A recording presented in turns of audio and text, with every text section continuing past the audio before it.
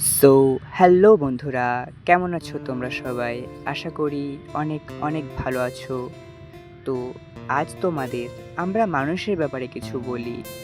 আমরা মানুষেরা সম্মানের পিছনে খুব ছুটি, কিন্তু আমরা এটা জানি না যে আগে আমরা সম্মান দিলেই সম্মান পাবো।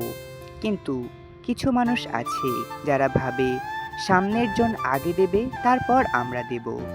কিন্তু তারা এটা জানে না যে সম্মান দিলেই সম্মান পাওয়া যায়। এ ব্যাপারে ঈশ্বর বলেছেন যে যত সবাইকে সম্মান দেয় সে নিজের রেকর্ড ততই ঠিক রাখতে পারে। অন্যের জন্য সম্মান বজায় রাখাই নিজের রেকর্ড বানানো। যেমন প্রকৃতির সহায়ক হওয়া মানে সহায়তা নেওয়া, তেমনি সম্মান দেওয়া সম্মান নেওয়া। একবার দেওয়া মানে অনেকবার নেওয়ার অধিকারী হয়ে যাওয়া। সাধারণত বলা হয়ে থাকে বড়দের সম্মান দাও আর ছোটদের ভালোবাসো, কিন্তু যে সবাইকে বড় মনে করে সম্মান দেয় সে সকলের স্নেহী হয়ে যায়।